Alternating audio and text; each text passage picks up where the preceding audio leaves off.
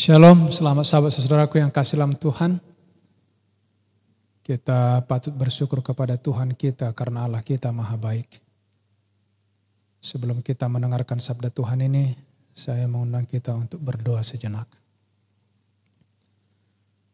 Bapa di surga, kami sangat merindukan suara Tuhan, firman-Mu yang akan kami dengarkan pada sabat ini. Kiranya Tuhan mengurapi hamba-Mu, layakkan untuk berbicara. Dan biarlah kami semua boleh mendapatkan sesuatu yang baru, kekuatan yang baru, pengharapan di dalam Tuhan. Di dalam nama Yesus kami sudah berdoa dan mengucap syukur. Amin.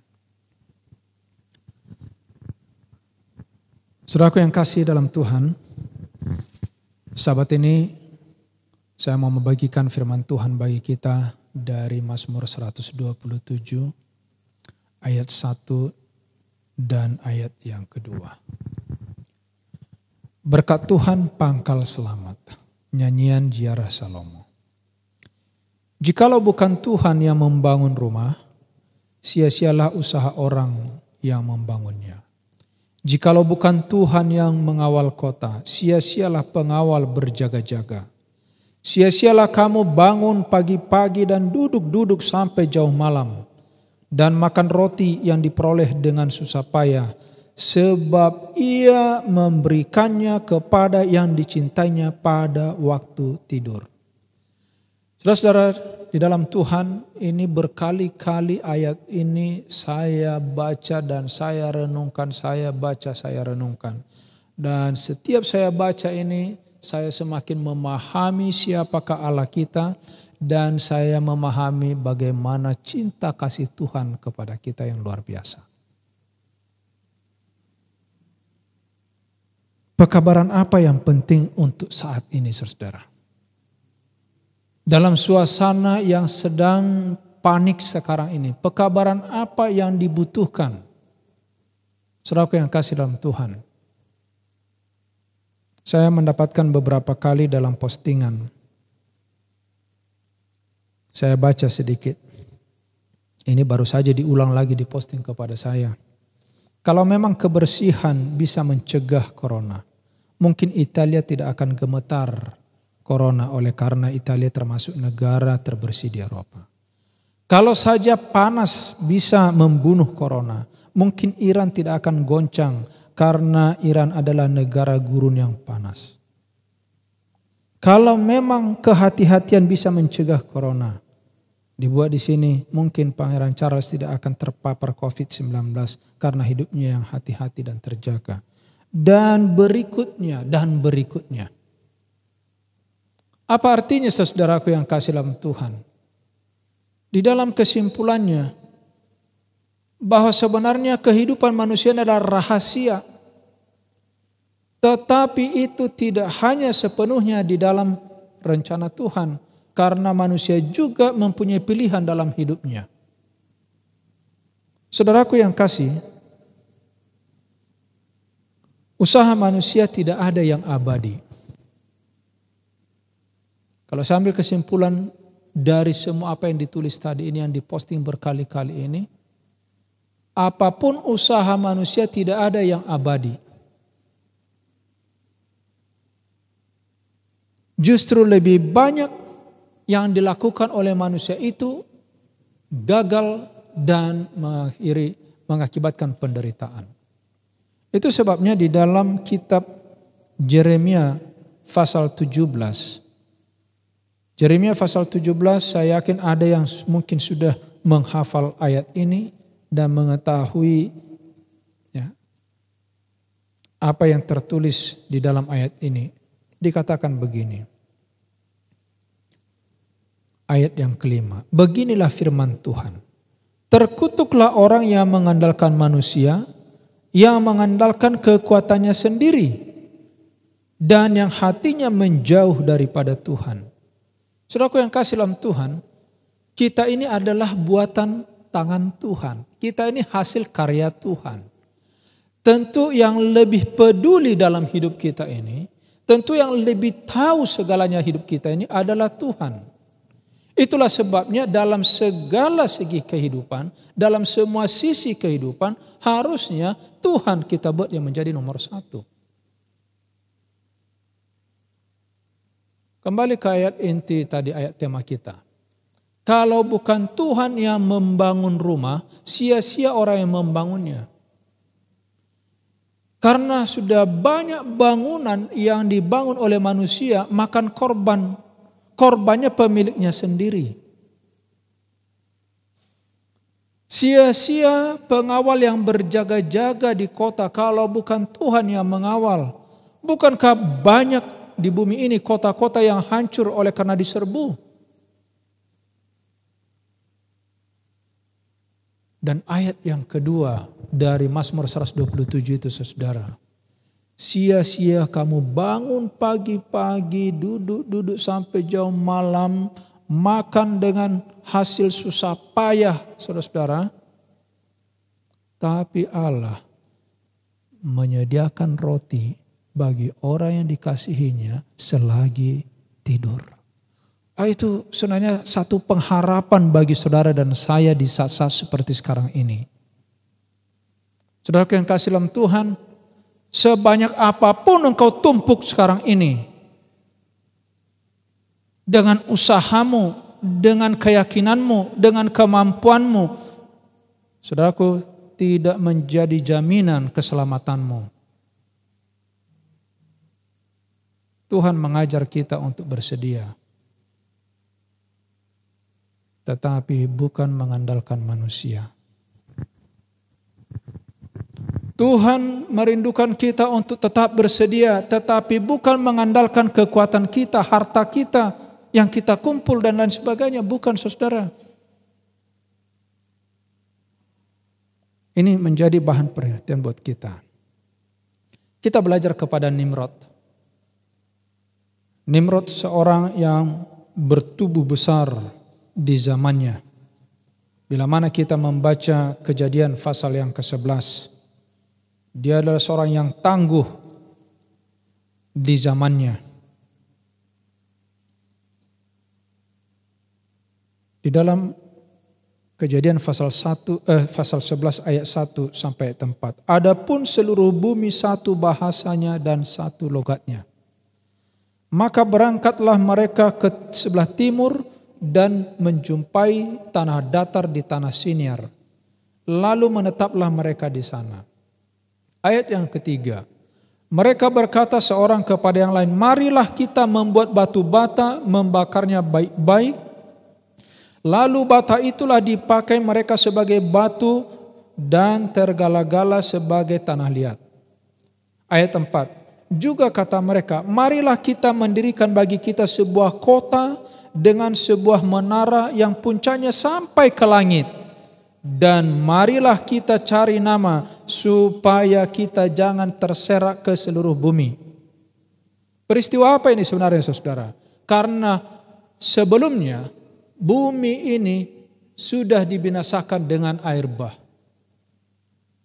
Manusia yang kurang percaya itu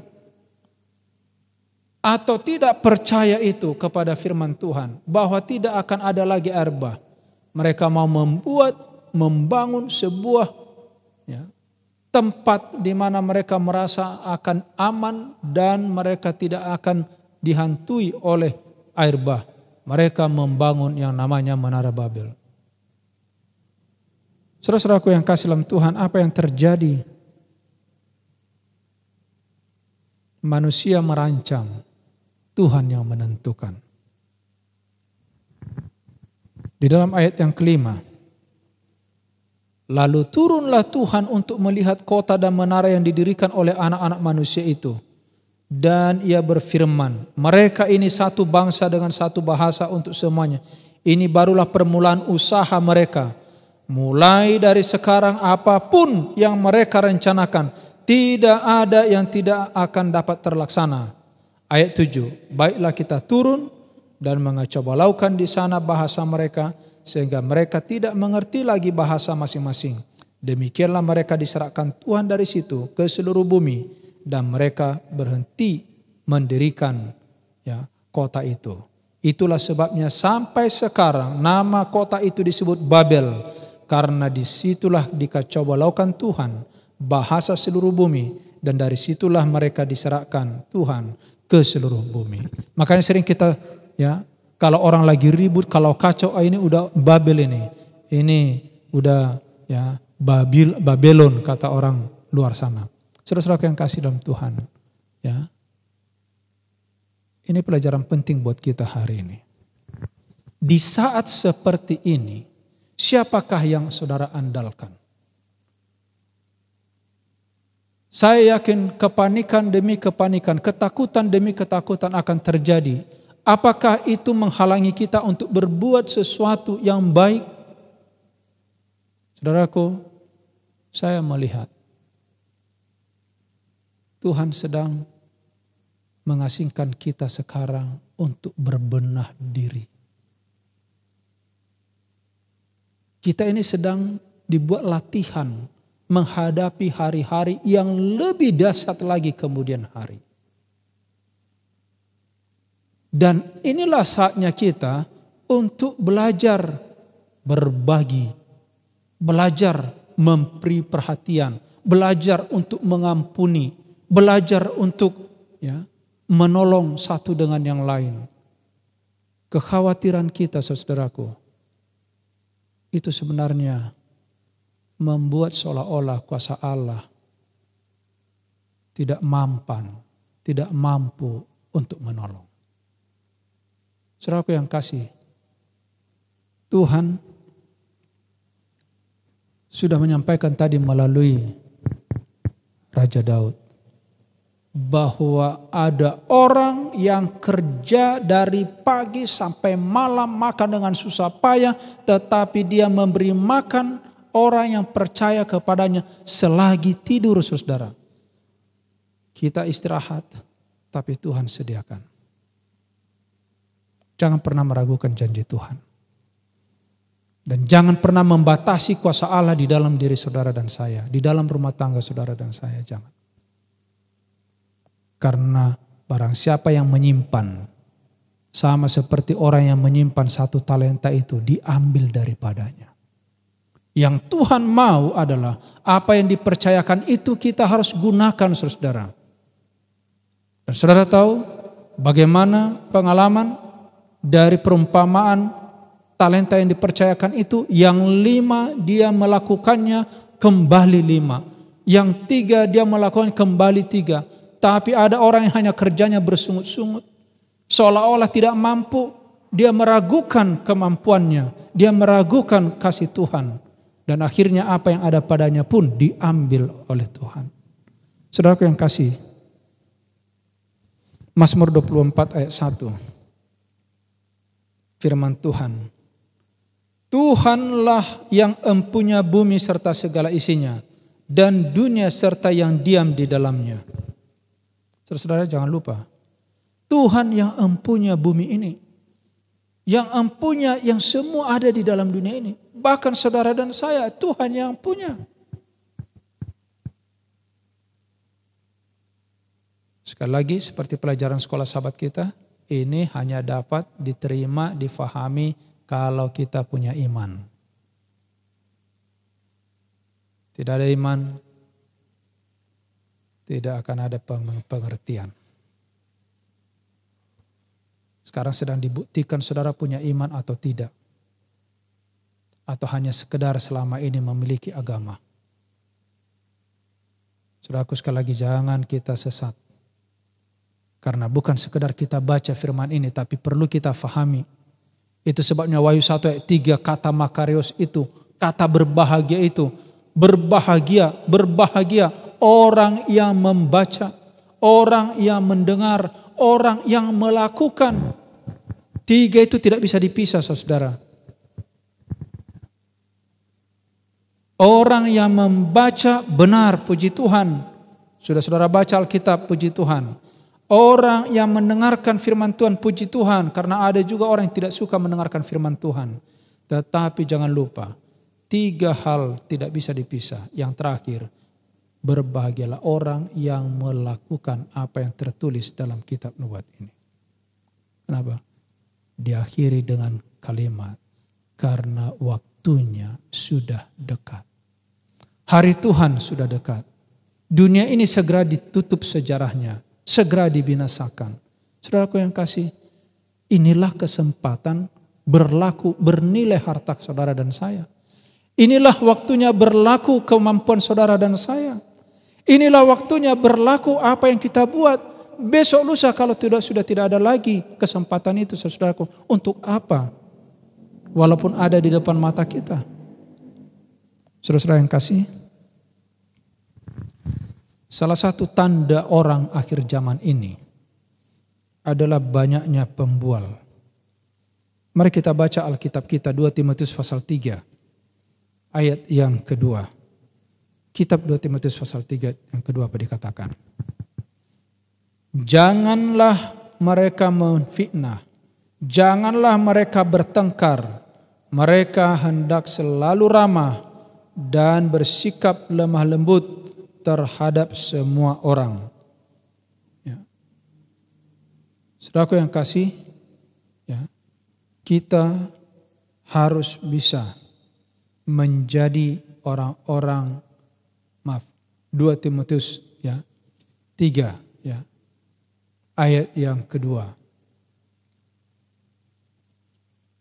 Manusia akan mencintai dirinya sendiri dan menjadi hamba uang. Mereka akan membual dan menyombongkan diri, mereka akan menjadi pemfitnah, mereka akan memberontak terhadap orang tua dan tidak tahu berterima kasih dan tidak mempedulikan agama. Saudaraku yang kasih dalam Tuhan, sekarang ini ada banyak orang lebih meninggikan persiapan mereka untuk diri mereka secara jasmani daripada memikirkan keselamatan secara keseluruhan. Sekarang ini ada banyak orang yang hanya risau dengan apa yang mau dia makan nanti dan lusa. Gantinya dia sedang berdiri saat ini mempertanggungjawabkan apa yang dia terima dari Tuhan untuk boleh dibagikan. Makanya waktu Yesus datang, pertanyaan yang pernah disampaikan oleh oleh orang banyak kepada Yesus. Pada waktu Yesus katakan, pada waktu aku lapar engkau memberi aku makan. Pada waktu aku haus engkau memberikan aku minum. Waktu aku telanjang engkau memberikan aku pakaian. Waktu aku di penjara engkau melawat. Lalu ditanya, kapan kami lakukan? Apa yang kau lakukan kepada saudaraku yang paling kecil sekalipun, engkau sudah lakukan kepada aku. Jawab sekarang saudara. Apa yang saudara lakukan kepada orang lain? Apa yang saudara sudah lakukan kepada orang yang terkecil sekalipun di mata Tuhan? Jawab sekarang sekiranya itu di hadapan Yesus saudara sedang berdiri. Ada saudara lakukan? Kalau sudah, puji Tuhan. Itulah yang terbaik saudara. Kalau belum, tidak ada kata terlambat. Buka hatimu sekarang kepada Yesus. Mari kita buka hati kita kepada Tuhan. Saudara-saudaraku yang kasih dalam Tuhan. Boleh kita berdalih, kita membual dengan berbagai alasan. Dan ingat saudara-saudara, apa yang kita tabur kita akan tuai. Dan apa yang kita pikirkan itu akan dikembalikan kepada kita. Engkau meragukan kasih Tuhan, keraguan itu akan kembali kepadamu. Tapi kalau engkau percaya kepada Tuhan, kepercayaan itu akan dibalikan kepadamu kembali. Karena itulah sebenarnya janji Tuhan kepada kita. Saudara-saudara yang kasih, bangunan sebesar apa, harta sebanyak apa, kemampuan sebesar apa, tidak menjamin keselamatan kita. Sama seperti tembok Jeriko yang begitu tebal, yang pada zaman itu cukup diagungkan. Dan Tuhan merobohkan tembok itu di luar akal pikiran manusia. Bukan dengan kekuatan, bukan dengan keperkasaan, tetapi dengan kuasa Tuhan, saudara. Hanya dengan orang Israel disuruh, inilah namanya penurutan, ketaatan kepada firman Tuhan. Pada waktu Tuhan menyuruh bangsa itu, kamu cukup berjalan 1 kali hari pertama, diam saja. 2 kali hari kedua, 3 kali, dan hari yang ke-7 kamu berjalan 7 kali, dan terakhir kamu harus tiupkan trompet yang keras, dan disitulah tergoncang itu batu-batu yang luar biasa. Semua hancur saudaraku, semua roboh tanpa kuasa manusia. Inilah nilai iman, inilah nilai kuasa. Saudaraku yang kasih, saya mengetuk pintu hati kita. Buka hatimu kepada Tuhan. Jangan keraskan. Buka hatimu melihat kebutuhan-kebutuhan di sekitarmu. Jangan keraskan. Jangan tutup pintu untuk kebaikan. Karena Tuhan akan memberikan kepadamu satu kemenangan yang luar biasa di luar kemampuan manusia. Yang tidak terpikirkan oleh manusia sekalipun yang terhebat di dunia ini. Karena itulah namanya mukjizat. Itulah namanya kuasa Allah yang mau Dia sediakan bagi kita. Inilah kebutuhan orang di zaman sekarang. Yosua 6, kitab Yosua, pasal yang ke-6, ayat yang kedua. Apa kata firman Tuhan? Saudaraku yang kasih, ya, ini untuk menguatkan kita.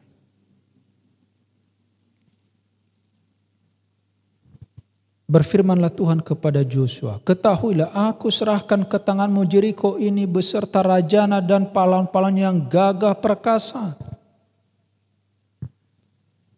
Tuhan mau berikan itu untuk saudara. Hal-hal yang tidak mungkin bagi manusia adalah mungkin bagi saudara dan saya. Makanya Pengkhotbah pasal 1 ayat yang ke-14, apa kata firman Tuhan? Saudaraku, ya, apa dikatakan dalam kitab Pengkhotbah pasal yang pertama, ya, ayat yang ke-14. Aku telah melihat segala perbuatan yang dilakukan orang di bawah matahari. Tapi lihatlah, segala sesuatu adalah kesia-siaan dan usaha menjaring angin. Oleh sebab itu saudaraku yang kasih dalam Tuhan, saya mau kembali kepada ayat tema kita hari ini. Berkat Tuhanlah pangkal selamat. Jikalau bukan Tuhan yang membangun rumah, sia-sia usaha orang yang membangunnya. Jikalau bukan Tuhan yang mengawal kota, sia-sialah pengawal berjaga-jaga. Sia-sia kamu bangun pagi-pagi, duduk-duduk sampai jauh malam, makan roti yang diperoleh dengan susah payah.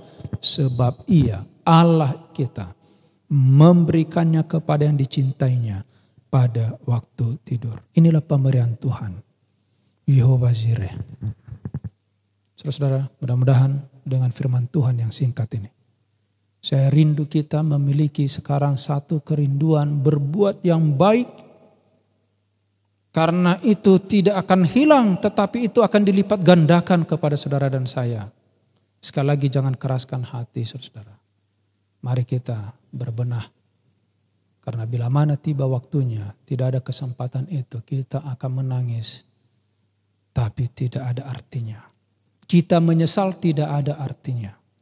Dan kalau saudara pun lakukan sekarang ini yang terbaik, saudara tidak kehilangan kebaikan itu. Karena Tuhan akan menyediakannya. Tuhan kiranya memberkati kita. Mari kita bersatu dalam doa. Bapa di sorga, kami puji muliakan Tuhan. Terima kasih firman-Mu yang telah Engkau sampaikan kepada kami. Engkau adalah yang menyediakan segala sesuatu. Engkau pemilik segala sesuatu. Dan Engkaulah yang bisa menyelamatkan dan memelihara yang tidak akan sia-sia. Oleh sebab itu Bapa, tilik hati kami semuanya, umat-Mu dimanapun mereka berada. Buka hati kami, buka telinga kami, buka tangan kami. Kiranya kami boleh melangkahkan kaki kami, berbuat yang terbaik selagi ada kesempatan. Segala keraguan ya Bapa dalam segala keperluan kami mau serahkan ke tangan-Mu. Karena kami percaya Tuhan tidak mau Engkau dipermalukan oleh karena keterbatasan kami. Tapi Tuhan mau dimuliakan melalui kehidupan kami. Urapi berkati jemaat-Mu. Kiranya Engkau mengangkat tangan-Mu, bagi anak-anak Tuhan dimanapun mereka berada saat ini. Tuhan memberkati engkau dan melindungi engkau. Tuhan menyinari engkau dengan wajahnya dan memberikan engkau kasih karunia. Tuhan menghadapkan wajahnya kepadamu dan memberikan engkau damai sejahtera.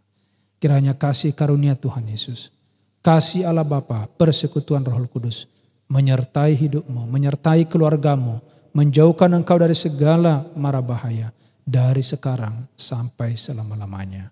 Di dalam nama Yesus kami berdoa dan mengucap syukur. Amin.